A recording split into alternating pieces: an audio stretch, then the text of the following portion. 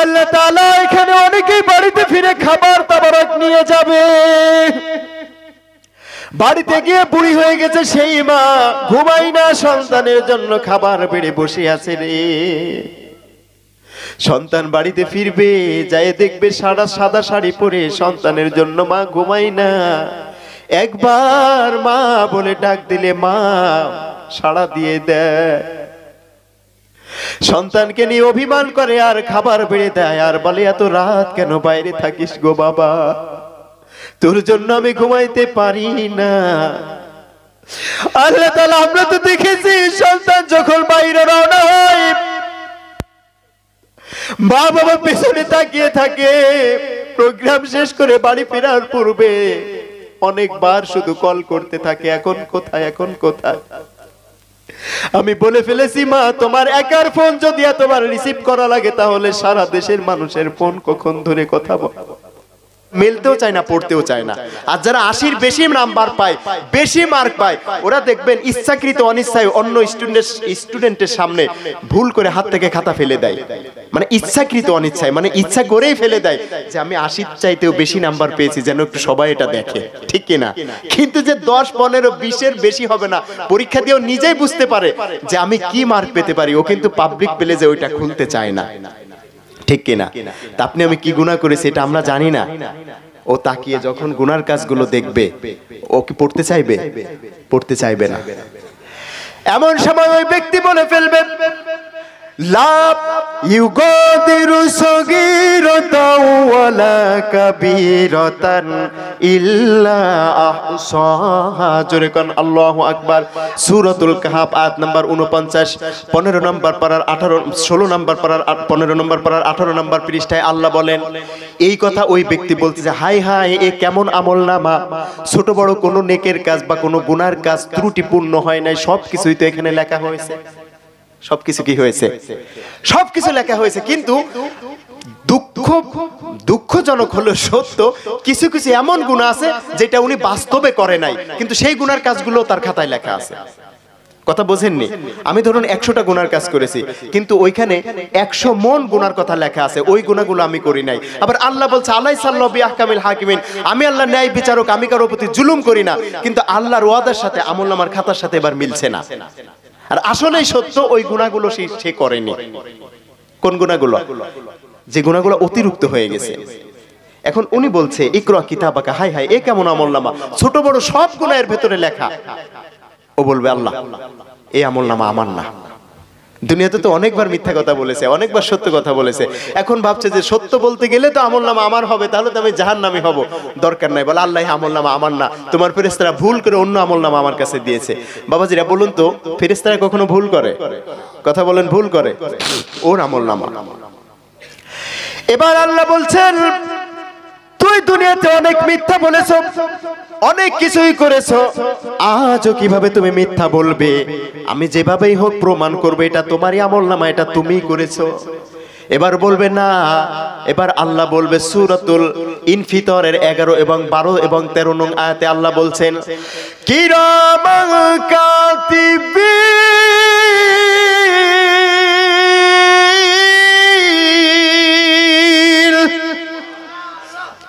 আল্লাহ বলছেন, সম্মানিত দুজন লেখক তোমার 2 ঘাড়ের উপরে আমি দিয়েছিলাম।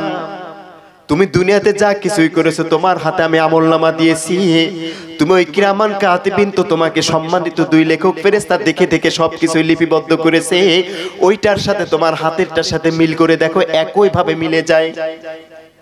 এবার ওই বান্দা, ওই গুনাহগার পাপিষ্ঠ যখন ওই দুইটা একসাথে করে মিলিয়ে দেখবে, তখন দেখবে একেবারে রঙিন ফটোকপির মতো মিলে যায়। এরপরও সে দেখতেছে আমি যদি স্বীকার করি এই গুনার কাজগুলো আমার, তাহলে তো আমার জাহান্নামী হওয়া লাগবে। কিন্তু ওইখানে 100% সব গুনার কাজগুলো নিজের না কিছু অতিরিক্ত অ্যাড করা হয়েছে। এরপরে বলবে, ওগো আল্লাহ, এই গুনাহ আমার না, তোমার ফেরেশতারাও ভুল করেছে, কিরামান কাতিবিন ভুল করেছে। আল্লাহ যেটা দিয়েছে ফাইল, ওটাও ভুল, ফেরেশতারা যেটা দিয়েছে ওটাও ভুল। আসলে এটা কি ভুল? কখনোই ভুল না। এবার আল্লাহ বলছে সূরা বানী ইসরাঈল আয়াত নাম্বার 13, 15 নম্বর পারা 2 নম্বর পৃষ্ঠায় আল্লাহ বলছেন, ওই সময় ওয়াকুল্লা ইনসানিন আলজামনাহু তাইরাহু ফি উনুকিহি ওয়া নুখরিজু লাহু ইয়াওমাল কিয়ামাতি কিতাবান ইয়ালকাহু মানশুরা। উনুক মানে গলা, এই গলার এইখানে একটা লকেট অর্থাৎ মেমরি কার্ডের মতো লিপিবদ্ধ করে আল্লাহ রেখেছেন। কারণ আল্লাহ জানতেন কিরামান কাতিবিন কেউ বিশ্বাস করবে না, ও মিথ্যাবাদী প্রমাণ করবে। আল্লাহ বলবে তোমার এই গলার লকেটটা তুমি ওপেন করে দেখো, তুমি জীবনে যা করেছো সবকিছু ওই লকেটের ভিতরে ধারণ করা হয়েছে। এবার ওইটার সাথে তোমার আমলনামা এই দুইটার সাথে লিপিবদ্ধ করে দেখো রে বান্দা, এই গুনাহ আর কারো নয়, এই গুনাহর কাজগুলো হচ্ছে তোমার। বলবে না আল্লাহ এটাও মিথ্যা, এটা আমি করিনি। এমন অবস্থায় আল্লাহ রাব্বুল আলামিন বুখারীর বর্ণনা আজবুজ জানাব নামক একটা হাড্ডি কণা ত্রিভুজ আকৃতির গোল্ডেন ট্রায়াঙ্গল, ত্রিভুজ আকৃতির একটা হাড় এই পিঠের মেরুদণ্ডের শেষ প্রান্তে এইখানে আছে কোমরের পেছনে, যেটার সাথে অন্য কোনো হাড়ের সাথে একজনের মিল নাই। এমনকি বিজ্ঞানীরা প্রমাণ করেছে ওই হাড়টির উপরে যদি পারমাণবিক বোমাও নিক্ষেপ করা হয় পানিতে পচে না, গলে না, আগুনে পড়ে না, কোনো কিছুই হয় না।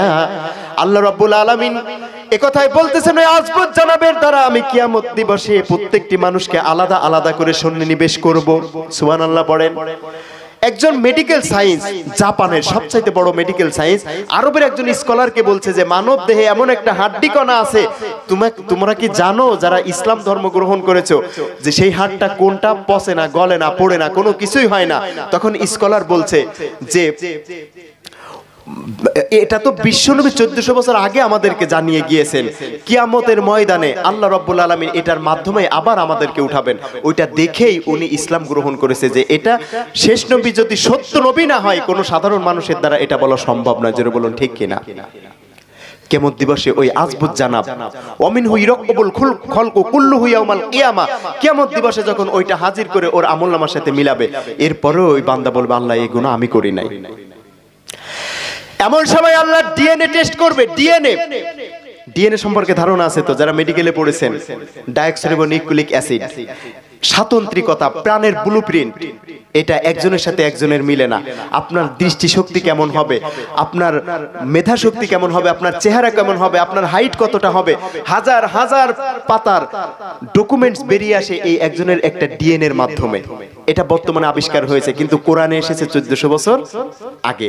ডিএনএ টেস্টে ধরা পড়বে, এরপরও নাফরমান বলবে না আল্লাহ এটা আমি করিনি।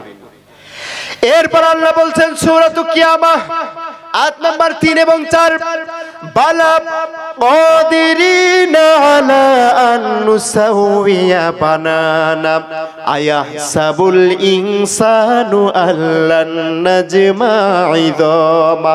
জোরে কান আল্লাহু আকবার। আল্লাহ বলে শুধু এখানে শেষ নয়, তোমার শুধু আজবুজ জানাব নয়, তোমার কিরামান কাতিবিন নয়, তোমাকে আমি যে আমলনামা দিয়েছি ওইটা নয়, তোমার আঙ্গুলের ডগা পর্যন্ত তোমার সাব ফিঙ্গারপ্রিন্টের সাথেও আমি একজনের সাথে একজনের মিল রাখি নাই। বলুন সুবহানাল্লাহ। অতএব আজ এই যে ফোনটা আমার আঙ্গুলে খুলবে, অন্য কোনো আঙ্গুলে কিন্তু আমার ফিঙ্গার খুলবে না। এটা আবিষ্কার হয়েছে কোরআনের এই সূরা কিয়ামতের 3 এবং 4 নম্বর আয়াত গবেষণা করে। সুবহানাল্লাহ পড়ে। এরপরেও দুনিয়াতে কিন্তু এটা প্রমাণ হয়ে গেছে যে আপনার ফোনটা আমার ফিঙ্গার দিয়ে খোলা যাবে না। এমনকি আমার ফিঙ্গার তো দূরের কথা, আপনার এই আঙ্গুল দিয়ে ফিঙ্গার দেওয়া থাকলে এই 4টি আঙ্গুল দিয়েও কিন্তু খোলা যাবে না। তার মানে আপনার এক আঙ্গুলের সাথে আরেক আঙ্গুলেরও মিল নাই, ঠিক কিনা? এটা দুনিয়া থেকে প্রমাণ হয়ে গেছে, কিন্তু বাটপার ওইখানে এখনো বলছে যে আল্লাহ না, এই আমলনামা আমার না। এই অবস্থায় আল্লাহ কি করবে? আলিয়াউমা আকমালতুল আলিয়ামা নাকতিমা আলা আফওয়াহিহিম ওয়া তুকাল্লিমুনা আইদিহিম ওয়া তাশহাদু আরজুলুহুম বিমা কানু ইয়াকসিবুন। সূরা ইয়াসিনের ভিতরে আল্লাহ বলছেন 23 নম্বর পারার প্রথম পৃষ্ঠায়, ওর মুখটা সেলাই করে দিবে। ওই সময় হাত সাক্ষ্য দেবে, পা সাক্ষ্য দেবে, মুখ সাক্ষ্য দেবে, কান সাক্ষ্য দেবে, চক্ষু সাক্ষ্য দেবে যে আমাকে দিয়ে এই করেছে, আমাকে দিয়ে তাই করেছে, আমাকে দিয়ে অবৈধ ভিডিও দেখাইছে, আমাকে দিয়ে অবৈধ নারীকে দেখাইছে, আমাকে দিয়ে গান বাজনা নাচ গান এইগুলা শোনাইছে। এভাবে সাক্ষ্য দিতে দিতে দিতে তখন তো আসামি অ্যাটাক। কিন্তু কিছু গুনাহ আছে ওর জীবনীতে ছিল না। কোন গুনাহ? কিছু বিদআতের গুনাহ।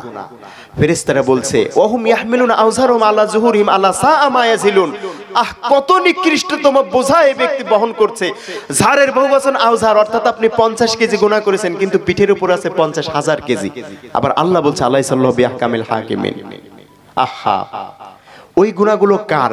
সে কোনো ভণ্ড পীরের অনুসরণ করেছে, ভণ্ড নেতার অনুসরণ করেছে, অথবা এমন পীরের অনুসরণ করেছে। আমাদের বাংলাদেশে 48,000 পীর আছে, এমন এমন কথা বলে সরাসরি ইসলামের সাথে কন্ট্রাডিকশন হয়, ইসলামের সাথে শিরকি হয়। এমন একজন পীর আছে, বলেই ফেলেছে যে আল্লাহর সাথে আমার একটু আগে কথা হয়েছে, আমি দেখেছি আল্লাহ একজন ইয়ং যুবকের মতো চেহারা। বলুন নাউজুবিল্লাহ, আল্লাহর কি কোনো আকার আছে? আবার সেই বাটপার এই পীর একথাও বলেছে, মা ফাতেমার সাথে আমার একটু আগে বিবাহ হয়েছে, স্বপ্নের মাধ্যমে বাসর হয়েছে। বলুন নাউজুবিল্লাহ। মা ফাতেমা যাকে মা বলা হয়, তার সাথে কি বিবাহ জায়েজ ইসলামে? এমন কথা বলে। আবার এমন কোন রাজনৈতিক নেতাকে অনুসরণ করেছে, ইসলাম গ্রহণ করেছে তবুও, যেটা ইসলাম বিদ্বেষী, কোরআনের আইনের বিরুদ্ধে চলে গেছে। ওই ব্যক্তি ইমামের সাথে কিয়ামতে উঠেছে। এমন তো অবস্থায় ওই ইমাম দুনিয়াতে ওই ক্ষমতার চেয়ারে যে, অথবা মসজিদের মিম্বারে যে, অথবা আমাকে প্রধান অতিথি বানিয়েছেন, আমি এই চেয়ারে বসে আমি যত খারাপ কাজগুলা করেছি, ওর একটা পার্সেন্টেজ ওর আমলনামায় চলে গিয়েছে, যে সাপোর্ট করে ওকে ক্ষমতায় পাঠিয়েছে। এটা কোথায় বলেছে? সূরা নিসার 85 আয়াতে, মাইয়াশফা শাফাআতান হাসানাতান ইয়াকুলু নাসিবু মিনহা। কোন ভালো কাজে তুমি শাফাআত করবা, ওই কাজের যত সওয়াব হবে তাও তুমি পাবা। কোন খারাপ কাজে সাপোর্ট করবা, ওর যত খারাপ আছে তাও তুমি পাবা। নাউজুবিল্লাহ বলেন। এমন সময় ওই বান্দার চক্ষু কর্ণ এবং হাত পা সাক্ষ্য দিবে, ওগো আল্লাহ, ওই সময় ওই ব্যক্তিকেও জাহান্নামী করা হবে। জাহান্নামের ভিতরে চলে গেছে, কিন্তু অন্তরে আছে ঈমান। ওই ঈমানের কারণে আল্লাহর নবী সুপারিশ করে ওই ব্যক্তিকেও ফেরদাউসের ওয়ারিশ বানিয়ে ফেলবে। এত বড় মিথ্যাবাদী আল্লাহর সামনে দাঁড়িয়েও বলেছে, তবুও আল্লাহর নবীর ভালোবাসা অন্তরে আছে, সেও জান্নাতি। কারণ হচ্ছে আমরা পেয়েছি কোরআন, আমরা হচ্ছে বিশ্বনবী মুহাম্মদ সাল্লাল্লাহু আলাইহি ওয়াসাল্লাম। যারা বলুন ঠিক কিনা? শুধু এখানেই শেষ নয়, এখানেই শেষ নয়। আল্লাহর দয়া আমি কত বর্ণনা করব, এমন কোন জবান নাই যেটা আল্লাহর মহত্ব, বড়ত্ব, আল্লাহর দয়ার বর্ণনা করে মানুষকে বুঝাইতে পারে। আল্লাহর নবী চাচা ইবনে আব্বাস বলে, ইয়া রাসূলুল্লাহ, ওই কিয়ামত দিবস এমন একটা কঠিন ময়দান হবে, ওখানে তোমাকে আমরা কোথায় পাবো ভাতিজা? আল্লাহর নবী ডাক দিয়ে বলো, গো চাচা, আমাকে জাহান্নামের গেটের কাছে পাইবেন। জাহান্নামের গেটের কাছে ওই বান্দা চলে যাবে। আল্লাহর নবী বলতেছেন, জাহান্নামের গেটের কাছে যদি না পান তাহলে মিজানের মানদণ্ডে যদি আমাকে না পান তাহলে পুলসিরাতের গোড়ে। আল্লাহর নবী চাচা ইবনে আব্বাস বলে, ইয়া রাসূলুল্লাহ, তুমি কেন পুলসিরাতের গোড়ে থাকবে? আল্লাহর নবী বলেন হাদিস শরীফের ভিতরে, কবরের ভিতরে কোনো মাইয়াত যখন চলে যায়, যখন কোরআনের সাথে তার জীবদ্দশায় জীবিকা নির্বাহ করে, কোরআনের সাথে সামঞ্জস্যতা, তাতে চারিত্রিক সামঞ্জস্যতা, এমনতো অবস্থায় মুনকার নেকিরের সওয়াল জবাব তাকে করতে দেয় না, কোরআন তার পূর্বে কবরে পৌঁছে যায়। ইদা উদিয়াল মাইয়াতু ফি কবরিহি জাল কুরআন ইনদা রাসিহি। বলুন আল্লাহু আকবার। কোরআন বলছে, ওগো ফেরেশতা, তুমি কাকে প্রশ্ন করতে আসছো? কোরআন বলবে এই মাইয়াতকে। এবার বলবে, তোমাকে কে পাঠিয়েছে? বলে আল্লাহ পাঠিয়েছে। বলে আল্লাহ পাঠালে হবে না, কারণ আমি তো আল্লাহর জবানের কালাম। আল্লাহর বান্দা যাবে জাহান্নামের গেটের কাছে, ফেরেশতারা নিয়ে যাবে, হাতে থাকবে কোরআন। ফেরেশতারা বলবে লাগবে না, তুমি চলে যাও। আল্লাহর বান্দা যাবে মিজানের মানদণ্ডে, আল্লাহর বান্দাকে মিজানের মানদণ্ডের ফেরেশতারা দেখবে হাতে আছে কোরআন, বলবে লাগবে না, যাও। আল্লাহর বান্দা ফুলসিরাতের গোড়ের কাছে চলে যাবে। আল্লাহর নবীর চাচা বলে, ওগো মুহাম্মদ, তুমি কেন ফুলসিরাতের কাছে থাকবে? আল্লাহর নবী বলছেন, ফুলসিরাতের পুল এমন একটা কঠিন, চুলের চাইতেও চিকন, হীরার চাইতেও ধারাল, নিচ দিয়ে জাহান্নামের আগুন দাও দাও করে উঠে আসতেছে। মাইয়াত, ইমানদার, নবী, গাউস, কুতুব, ওলি যত প্রকারের আছে সবাই ওই ফুলসিরাতের গোড়ে এসে ভয়ে কাঁপতে থাকবে। ওই সময় আমি ওইখানে থাকবো, হাতে যদি থাকে কোরআন, হাতে যদি থাকে বিশ্বনবীর মুহাব্বত, বিশ্বনবীর আদর্শ, ওইখানে আমি বিদ্যুতের গতিতে যখন আমার উম্মত আমাকে দেখবে, আমাকে দেখার সঙ্গে সঙ্গে মনে মনে একটি স্বস্তি পাবে, একটি আনন্দ পাবে। ওই আনন্দ পেয়ে কারেন্টের চাইতেও, বিদ্যুতের চাইতেও বেশি গতিতেই আমার সুপারিশে ফুলসিরাত পার করে দিব। ফুলসিরাতের পরে যে স্টেশন, সেইটি হচ্ছে কান্তারা। কান্তারা নামক স্টেশন যখন ক্রস করবে, তখন ফেরদাউসের ভেতরে, আমি প্রথমেই বলেছিলাম আমরা উত্তম জাতি হওয়ার পেছনে কারণটা কি? ওই সময় আল্লাহর নবী, ওই যে ডান পাশের দলবদ্ধ হয়েছিল উম্মতেরা, lakh crore, million, trillion, billion, অক্টেলিয়ন, কত পর্যন্ত তার কোনো সীমাবদ্ধতা নাই। এরা মিলে যতক্ষণ পর্যন্ত আল্লাহর নবী কান্তারা নামক স্টেশন থেকে ফেরদাউসের ভেতরে প্রবেশ না করবে, ততক্ষণ পর্যন্ত অন্য কোনো নবীও প্রবেশ করতে পারবে না। সেই নবী পেয়ে আমরা খুশি নাকি বেজার? আরো জোরে বলুন, খুশি নাকি বেজার? তাহলে আমরা সর্বোত্তম জাতি হওয়ার প্রথম নাম্বারটা কি? মুসলমান, আলহামদুলিল্লাহ। দ্বিতীয় নাম্বারটা কি? কোরআন আর নবী। প্রথম নম্বরটা মুসলমান, ধর্ম ইসলাম পেয়েছে এই কারণে। বাকি তিনটা আমি ইনশাআল্লাহ অন্য কোনো দিন আসলে আপনাদেরকে শোনাবো। যতটুকু যা কিছু বললাম আল্লাহ আমাদের সবাইকে আমল করার তৌফিক দান করেন, সকলে বলুন আমিন। আরো জোরে বলুন আমিন। আমরা যেমন আজকে এই যে রাতের ঘুম হারাম করে এখানে বসে আছি, আপনারা কথা দিয়েছিলেন কেউ উঠবেন না, আলহামদুলিল্লাহ কেউ ওঠেননি, দু একজন লোক উঠেছে শরীয়তের ওজরে, হয়তো আমার খুবই ভালো লাগতেছে। আমি আবার কালকে পিসাব মামা হাওড়ার দিকে একটা মাহফিল নিছে আমার জন্য, ওইটা করে 2 তারিখ আবার যশোর, 3 তারিখও যশোর, 4 তারিখ সাতক্ষীরা, 5 তারিখ আবার যশোর। এক এক থানায় এক এক দিনে, এক থানায় আমি 2টা প্রোগ্রাম করি না, তা ওইখানে গিয়ে আমার পরপর এখনো 6টা মাহফিল আছে, তারপরে আমি বাড়িতে যাব। তো আপনারাও আমার জন্য দোয়া করবেন, আমিও আপনাদের জন্য দোয়া করি যে এখানে জানরা আমরা আল্লাহকে দেখিনি, আল্লাহর রাসূলকে দেখিনি, জান্নাত দেখিনি, জাহান্নাম দেখিনি, তবুও পাগলের মতো বসে আছি। আল্লাহ যেন আমাদেরকে পাগল মনে করেই মাফ করে ওই নবীর সাথে শ্রেষ্ঠ উম্মত হিসেবে কবুল করে ফেরদাউসের ওয়ারিস বানিয়ে দেন, বলুন আমিন। আল্লাহ যেদিন সেমিনারে নিজের জবান দ্বারা কোরআনুল কারীম তেলাওয়াত করে শোনাবেন, ওই সেমিনারেও যেন আল্লাহ আমাদেরকে থাকার সুযোগ দান করেন, সকলে বলুন আমিন। আল্লাহ তার নবীর উম্মত হিসেবে আমাদের সবাইকে কবুল করে নিন, সকলে বলুন আমিন। আমার মা বোনেরা পর্দার অন্তরায় হতে শুনেছেন, আমি দুঃখিত যে তাদের জন্য আমি কিছু কথা বলতে পারিনি। আপনারা 4টি কাজ করবেন, নামাজ পড়বেন, রোজা রাখবেন, পর্দা করবেন, স্বামীর খেদমত করবেন। বিশ্বনবী বলে যে এই যে মায়েরা, এদের একটা পা অটোমেটিক জান্নাতে পড়েই আছে, সুবহানাল্লাহ পড়েন। যদি এই 4টি কাজ করতে পারে, বাকি পাটাও নিয়ে নেবেন জান্নাতে। তিনি কে? আল্লাহ। কি খেয়েছে, হালাল না হারাম, এটা কিন্তু মাকে জিজ্ঞাসা করবে না, আপনাকে জিজ্ঞাসা করবে। আর আল্লাহ নবী সেই কথাই বলছেন হাদিস শরীফে, আদ-দুনিয়া কুল্লুহা মাতা ওয়া খায়রু মাতাউদ দুনিয়া আল মারাআতুস সালিহা। উত্তম স্ত্রী নেককার তো সেই যে স্বামীর অনুগত করে এই 4টি কাজ করতে পারে। ওর চাইতে দামি নিয়ামত পৃথিবীর বুকে আর কোনো কিছুই নাই। আপনারা জানেন অ্যান্টিমিটার, যেটা বিশ্বের সবচাইতে দামি বস্তু, 1 গ্রামের দাম হচ্ছে $100 ট্রিলিয়ন।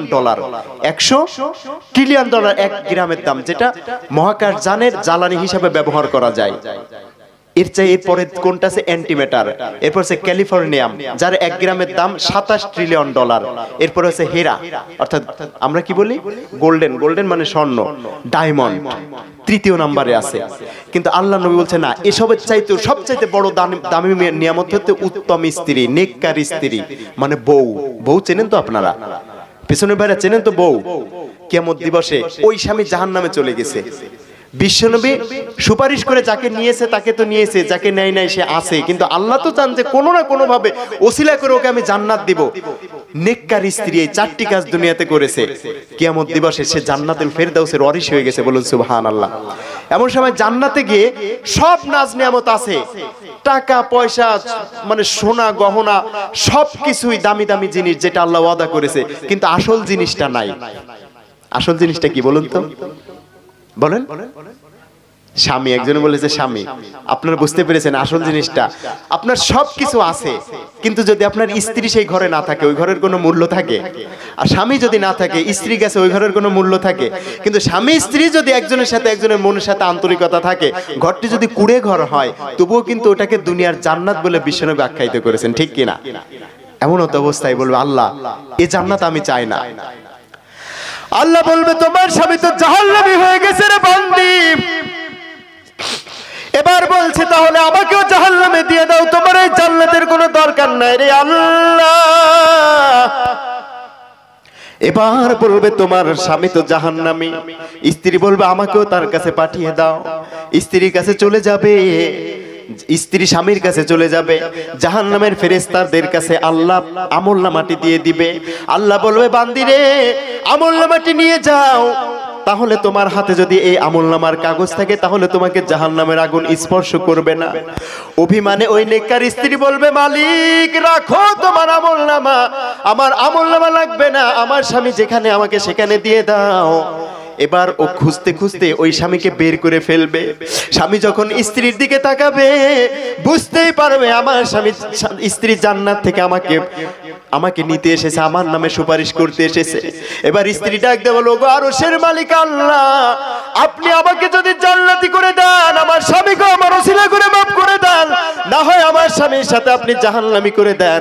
এই স্বামী দুনিয়ার বুকে রিক্সা চালিয়ে, ভাটায় কাজ করে, ঠেলা চালিয়েছে, অনেক কষ্ট করে গায়ের ঘাম, শরীরের ঘাম পায়ে ঝরিয়েছে, মাথার ঘাম পায়ে ফেলে এমন ভাবে জীবিকা নির্বাহ করেছে, সেই স্বামীকে ফেলে আমি জান্নাতে থাকবো না, আমাকেও তুমি ওই স্বামীর সাথে জাহান্নামী করে দাও। আল্লাহ কি তাকে জাহান্নামী করবে?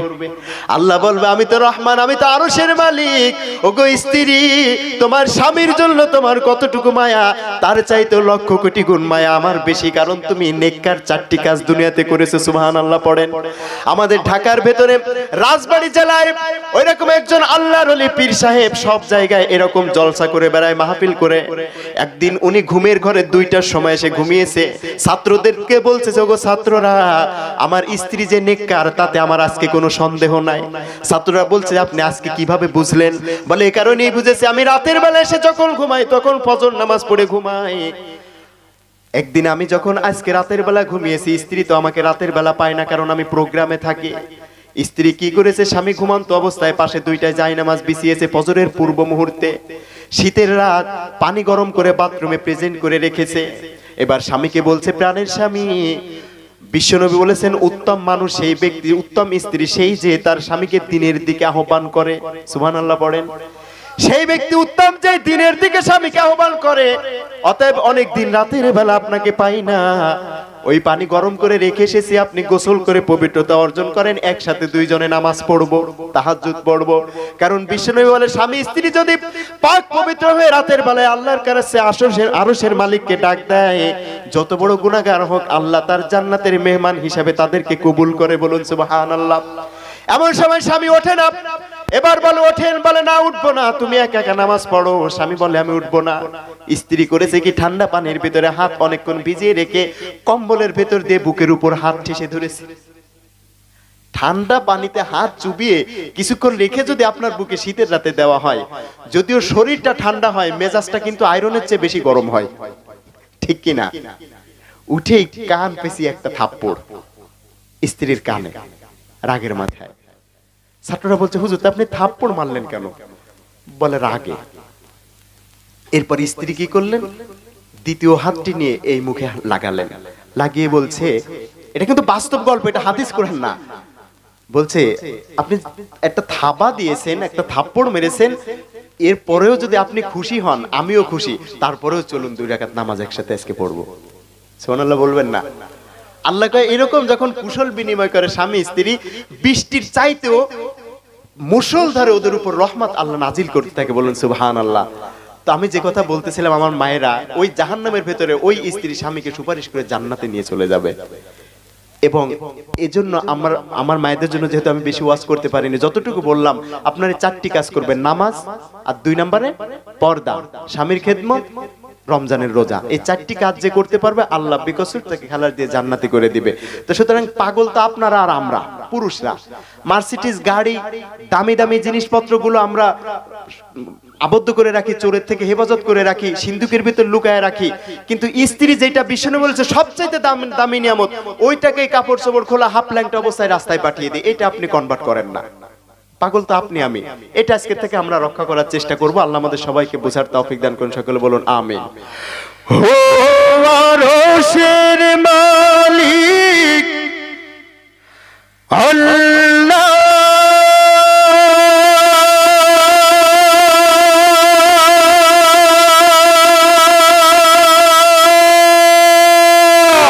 আল্লাহু আকবার। তুমি কি শোনো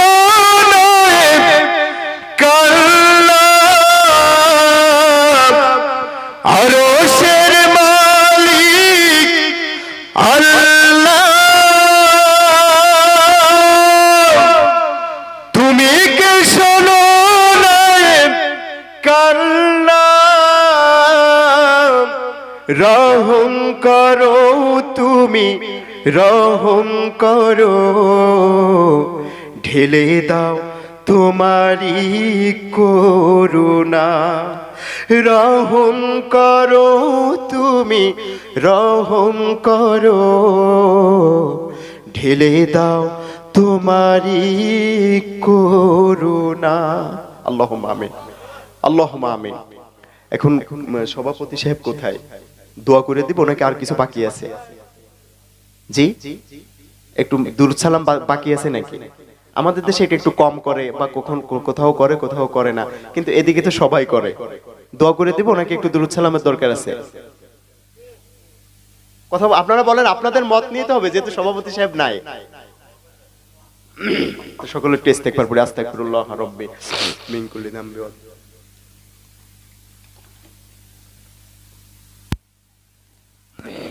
এতক্ষণ শয়তান যতটুকু ধোঁকা দিয়েছে এখন দিবে তার চাইতে বেশি, কারণ দোয়াটা যদি কবুল হয়ে যায় পেছনের জীবনে 10 বছর 20 বছর ধোঁকা দিয়ে যে খারাপ কাজ করাইছে সব জিরো হয়ে যাবে, ঠিক কিনা? চক্ষু বন্ধ করে নিচের দিক তাকিয়ে আমরা জীবনের গুনার কথা স্মরণ করে দোয়া করব। আস্তাগফিরুল্লাহ রাব্বি মিন কুল্লি যামবি ওয়া আতুবু ইলাইহি লা হাওলা ওয়ালা কুওয়াতা ইল্লা বিল্লাহিল আলিয়্যিল আযীম। আল্লাহুম্মা আমিন। রব্বানা ظلمنا أنفسنا وإن لم تغفر لنا وترحمنا لنكونن من الخاسرين ربنا هب لنا من أزواجنا وذرياتنا قرة أعين واجعلنا للمتقين إماما। দয়ার মালিক, সাত আসমানের মালিক, সাত জমিনের মালিক, সিদরাতুল মুনতাহার মালিক, আরশের মালিক, তোমার মহান সৃষ্টির তুলনায় আমাদের হাত দুটি বড় ছোট বড় ক্ষুদ্র রে আল্লাহ। আমাদের ক্ষুদ্র হাত, গুনাহ করা হাত বলে তুমি অবহেলা করে থেকো না রে মালিক। বান্দা মনে করে তুমি রব, জীবনের সব গুনাহগুলো মাফ করে দাও। জীবনে বারবার গুনাহ করেছি, তুমি বারবার ক্ষমা করেছো, আবার গুনাহ করেছি, আবার ক্ষমা করেছো, আবার তওবা করলাম, ক্ষমা চাইলাম মালিক। বান্দা মনে করে তুমি রব, যেহেতু ধ্বংস করে দাও নাই, আমাদের তওবাকে কবুল করে অন্তরটাকে হিদায়াতের নূর দ্বারা তুমি আলোকিত করে দাও। আল্লাহ তাআলা, জীবনেতে এত বড় বড় গুনাহ আমাদের রয়ে গিয়েছে, আমাদের ওই গুনার কথাগুলো যদি এই সমাজের মানুষেরা জানতো, হয়তো বন্ধু বন্ধু বলে পরিচয় দিত না, পিতামাতা সন্তান বলে পরিচয় দিত না, রব্বুল আলামিন স্বামীকে স্ত্রী স্বামী হিসেবে গ্রহণ করত না, এই ময়দান থেকে হয়তো বাহির করে বাইরে পাঠিয়ে দিত। কিন্তু তোমার কাছে তো কিছু গোপন নাই রে আল্লাহ।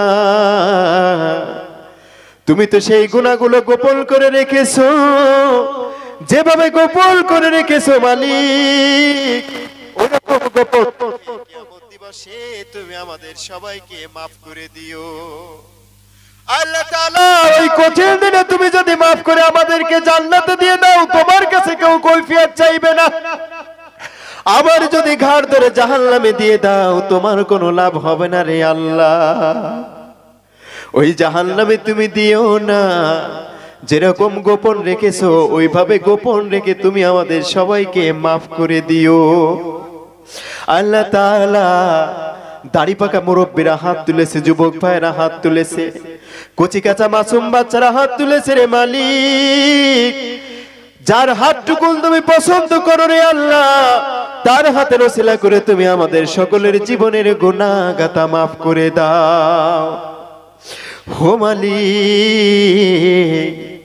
আমি গুনাহগার, তোমার কথা শোনার জন্য তোমার পাগল গোলামগুলো বসে আছে, আমাকে দেখার জন্য নয়, তোমার কোরআনকে মোহাব্বত করে যারা বসে আছে রে, এতটুকু মোহাব্বত যাদের অন্তরে আছে, ওই মোহাব্বত যুক্ত অন্তরটাকে তুমি কিভাবে ওই জাহান্নামের আগুনে পুড়াবে?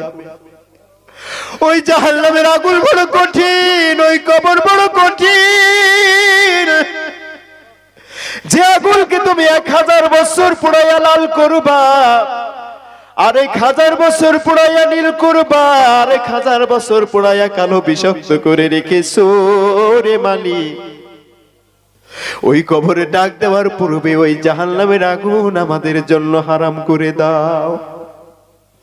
আমাদের গুনার জন্য যদি তোমার কাঁদাইতে হয়, দুনিয়ার থেকে কাঁদিয়ে নাও, কিন্তু কবরের ঘরে কাঁদাইও না রে আল্লাহ। অভাবে ফেলে কাঁদিও, অভাব অনটন দিয়ে কাঁদাও, আগুনে পুড়ায় কাঁদাও, পানিতে ডুবায় কাঁদাও, কিন্তু কবরের ঘরে নিয়ে তুমি কাঁদিও না। দয়ার মালিক, আমার সাথে হাত তুলেছে অনেক বাবাজিরা, যাদের দাড়ির কালারটা সাদা হয়ে আছে রে, ওই কাপনের মতো সাদা হয়ে গিয়েছে। ওই কবরের সম্বল জোগাড় করার পূর্বে আমাদের কাউকে মসজিদের চায়ের পায়ের খাটলা কারো সামনে তুমি উপস্থিত করো না রে আল্লাহ। দুনিয়ায় কোন ঘরে যদি আগুন লাগে ওই আগুনে পানি ঢাললে ঠান্ডা হয় রে মালিক, কিন্তু কবরের ঘরে যদি একবার জাহান্নামের আগুন লেগে যায়, সাত দরিয়ার পানি এনে ঢাললেও তা তো নিভানো যায় না রে আল্লাহ। কবর যখন চাপ দিবে এক পাজরের হাড় আর এক পাজরে যেয়ে মিশে যাবে। দয়ার মালিক, হতে পারে আমি আব্দুল্লাহ, আব্দুর রহিম বা আব্দুল করিম, অনেকেই ওই কবরের আযাব তার জন্য অপেক্ষা করতেছে রে আল্লাহ। এমন কোন তোমার বান্দা যদি এখানে থেকে থাকে যে আয়াতের আলোচনা শুনেছে, কোরআনের তুতা পাখি গোলাম আলী, তোমার ওই কোরআনকে তোমার বিশ্বনবীর উম্মত এই ওসিলা করে তুমি আমাদের সবার জন্য কবরের আযাব হারাম করে দাও। দয়ার মালিক, দুটি হাত যখন তোমার দরবারে তুলে দেই, দুজন মানুষের কথা বড় বেশি মনে হয়ে যায়। জনম দুঃখিনী মা যার নাই, জনম দুঃখিনী বাবা যার নাই, দুনিয়াটা যেন অন্ধকার অন্ধকার হয়ে যায়।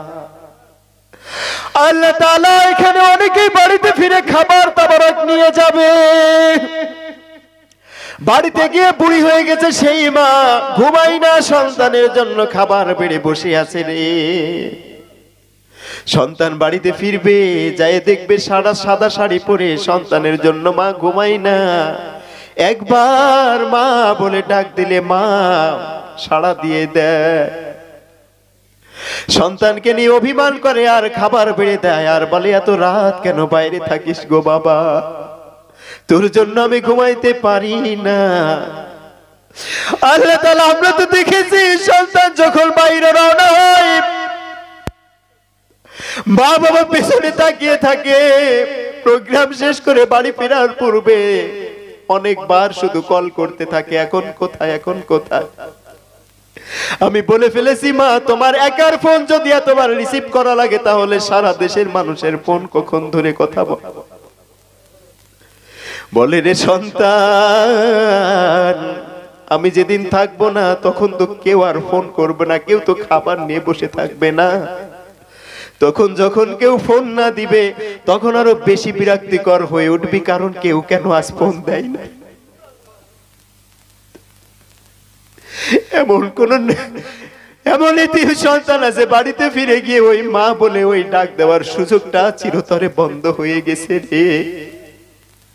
বাড়িতে গিয়ে মায়ের থাকার রুমটা পড়ে আছে, মায়ের খাট, মশারি, বালিশ, তোশক সব স্মৃতিগুলো চোখের সামনে ভাসতেছে, কিন্তু মা নাই, মা যেন চলে গেছে কোথায়। ও আল্লাহ, ওই মার সন্তান যারা অন্তর বিয়োগ ব্যথাটি দাও দাও করে জ্বলতেছে, তোমাকে বলার জন্য যে গোলামগুলো চোখের পানি ছেড়ে দিয়ে কাঁদতেছে রে আল্লাহ রে। কবরে নিজ হাত তারা বাবাকে দাফন করে রেখে এসেছে, মাকে দাফন করে রেখে এসেছে। এমনও তো হতে পারে ওই মা ওই বাবার সাথে তোমার ফেরেশতারা কি ব্যবহার করেছে জানি না, হতে পারে ডাকতেছে বাবা আব্দুর রহিম, আব্দুল করিম, আমি বড় বিপদে আছি রে, আমার জন্য একটু দোয়া কর। ফেরেশতাকে ডাক দিয়ে বলতেও পারে ফেরেশতা, আমার বাবা আমার সন্তান ওইখানে দোয়া করতেছে, আল্লাহ যদি দোয়াটি কবুল করে নেয় আমার আযাব সব মাফ হয়ে যাবে রে। এমন মা এমন বাবা ওই কবরে কেমন অবস্থায় আছে জানি না, খাস করে দয়া করে মায়া করে ওই মা ওই বাবাকে তুমি মাফ করে কবরগুলোকে জান্নাতের টুকরা বানিয়ে দাও। শীতকালের রাতে মাকে কত কষ্ট দিয়েছি, 10 মাস 10 দিন গর্ভে ছিলাম। দুনিয়ার বুকে আমার মুখটা দেখতে গিয়ে মায়ের তো এক বালতি শহীদের মতো রক্ত ঝরিয়েছে। শীতের রাতে প্রসাব পায়খানা করতে করতে সমস্ত বিছনা ভিজিয়ে ফেলেছি, মা বুকের উপর নিয়ে আগলে রেখেছে। প্রসাব যন্ত্রণা, মা দুনিয়াতে বাঁচবে কি মরবে তাও জানে না, তবুও বলে আমি মরে যাই কিন্তু সন্তানকে বাঁচিয়ে রাখো রে ডাক্তার। আল্লাহ তাআলা এমন সন্তান কলিজাটা ছিঁড়ে যায়, ওই মা বলে ডাক দেওয়ার সুযোগ চিরতরে যার বন্ধ হয়ে গেছে, ওই মাকে তুমি রহমতের কোলে তুমি টেনে নাও, ওই বাবাকে তুমি রহমতের কোলে টেনে নাও। তুমি তাদেরকে মাফ করে কবরখানিকে জান্নাতের টুকরা বানিয়ে দাও। আল্লাহ রে, ওই কবর বড় কঠিন, কবর বড় অন্ধকার, ওই কঠিন আগুন তুমি পিতামাতার কবরে কোনোভাবেই দিও না। তাদেরকে তুমি ছোটবেলায় আমাদের লালন পালন করেছে, ওইভাবে লালন পালন করে না। পর্দার অন্তরায় অনেক মা অনেক বোন আমার সাথে হাত তুলেছে মালিক, ওদের অন্তরে অনেক ব্যথা অনেক কষ্ট রয়েছে, চোখের পানিগুলা উল্লা দিয়ে মুছতেছে। ও আল্লাহ, ওদের অন্তরের সকল দুঃখ দুর্দশা তুমি দূর করে দাও। আমার বাবাজিরা যুবক ভাইয়েরা যারা হাত তুলেছে সকলের নেক মকসুদ স্বপ্নগুলো তুমি পূরণ করে দাও রব্বুল আলামিন। ছেলে সন্তান যারা আছে সবাইকে চোখ জোড়ানো সন্তান বানিয়ে দাও। মেয়ে যারা আছে বিবাহের উপযুক্ত নেককার পাত্র তুমি ব্যবস্থা করে দাও। খাস করে কিয়ামত দিবসে যেদিন আমরা সবাই তুমি বিচার করতে আসবে, ও আল্লাহ, ওই কঠিন দিনে তুমি ফেরদাউসের ভেতরে যখন তোমার কুদরতের জবান দ্বারা কোরআনুল কারীম শোনাবে, ওই সেমিনারে আমাদের সবাইকে কোনায় কানায় একটা না একটা জায়গা দিও যেখানে থেকে তোমার দিদার নসিব করতে পারি রে আল্লাহ। আমার নবী ওইখানে কোরআনুল কারীম থেকে সূরা ইয়াসিন তেলাওয়াত করবে, যেই তেলাওয়াত মানুষ শুনবে আর 40,000 বছর পর্যন্ত শুনতেই থাকবে রে আল্লাহ। তোমার জন্য তোমার গোলামেরা কত কষ্ট করে, তোমার মোহাব্বত তোমার ভয়ের কারণে এত রাত পর্যন্ত রাত জেগে বসে আছে। তোমার গোলাম বলেছিল, সন্তান আমি মৃত্যুবরণ করব, আমাকে পুরাতন কাপড় দিয়ে তুই কবরে দিবি। তোমার ফেরেশতারা হয়তো মনে করবে পুরাতন কাপড় দেখে ওই ব্যক্তির লাশ পূর্বে কবরে এসেছে, মুনকার নেকির প্রশ্ন করবে না, আলোয় বারজাকের আযাব মাফ হয়ে যাবে। তুমি ডাক দিয়ে বলেছিলে, ফেরেশতারে আমার কবরে আদমে বারজাকের ভয় যার অন্তরে এতটুকু আছে, পুরাতন কাপড় নিয়ে কবরে এসেছে আমার আযাবের ভয়ে, এতটুকু ভয় তাকওয়া যার অন্তরে আছে, ওই অন্তরওয়ালা লোকটাকে যদি আমি আযাবের ফেরেশতা পাঠাই, আমি রহিম নামের অমর্যাদা করা হয়ে যায়। ও আল্লাহ, তোমার গোলামগুলার অন্তরে সেই ভয় আমাদের সবার আছে, না হলে এখানে কেউ এত রাতে বসে থাকতো না। ওই ভয়কে কেন্দ্র করে ওই ফেরদাউসের ওয়ারিস হিসেবে তুমি আমাদেরকে কবুল করে তোমার চেহারা দেখার তৌফিক তুমি দিয়ে দিও। ও মালিক, যুবক ভাইরা মুরব্বীরা যারা এই মাহফিলের আয়োজন করেছে, জলসার আয়োজন করেছে, সবাইকে তুমি মাফ করে দাও। বাস প্যান্ডেল মাইক দিয়ে যারা হেল্প করেছে সবাইকে তুমি নেককার হিসেবে কবুল করে নাও। দান সদকা দিয়ে, শ্রম দিয়ে, মেধা দিয়ে, বুদ্ধি দিয়ে, সময় দিয়ে, টাকা দিয়ে, শ্রম দিয়ে যারা এর পক্ষে রব্বুল আলামিন সহায়তা করেছে সবাইকে তুমি মাফ করে দাও। এই সন্তানদেরকে এমন সুন্দর নেক সন্তান যারা কোরআনকে ভালোবাসে, কোরআন মাহফিলকে ভালোবাসে, এই সন্তানদেরকে যারা জন্ম দিয়েছে ওই বাবাদেরকে তুমি আবু বকর রাদিয়াল্লাহু আনহুর মতো নেককার হিসেবে কবুল করে নাও। আল্লাহ তাআলা যে মা 10 মাস 10 দিন এই সন্তানদেরকে গর্ভে ধারণ করেছে, ওই মাকে তুমি মা আয়েশা, মা খাদিজাতুল কুবরা রাদিয়াল্লাহু আনহার মতো কবুল করে নাও। অভাব অনটন দূর করে দাও, বালা মুসিবত দূর করে দাও। আমাদের বাংলার জমিনে আলেম ওলামারা জালিমের কারাগারে যারা সময় কাটাচ্ছে কোরআনের কথা বলার কারণে, তাদেরকে তুমি কোরআনের মঞ্চে ফিরিয়ে দাও। আল্লাহ তাআলা কিভাবে চাইতে হয় তাও তো জানি না, যা কিছু বললাম তাও কবুল করে নাও, যা কিছু বলতে বাকি আছে তাও তুমি কবুল করে নাও।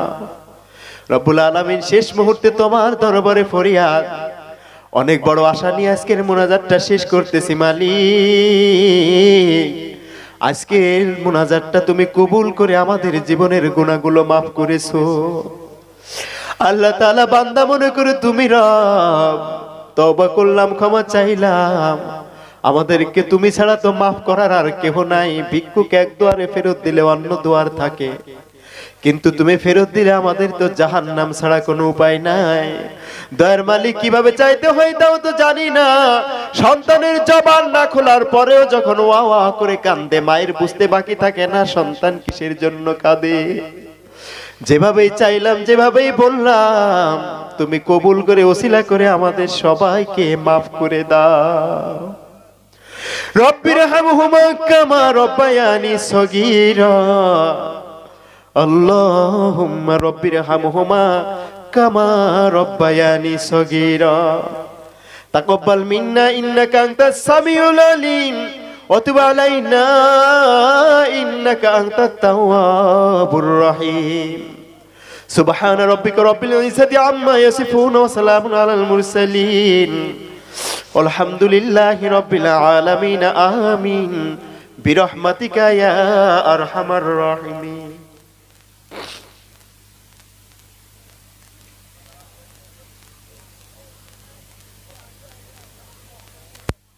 এখানে ভালো ইউটিউব চ্যানেল কার ইউটিউবে যাবে আলোচনা, আপনারা একটা কার্ড দেন।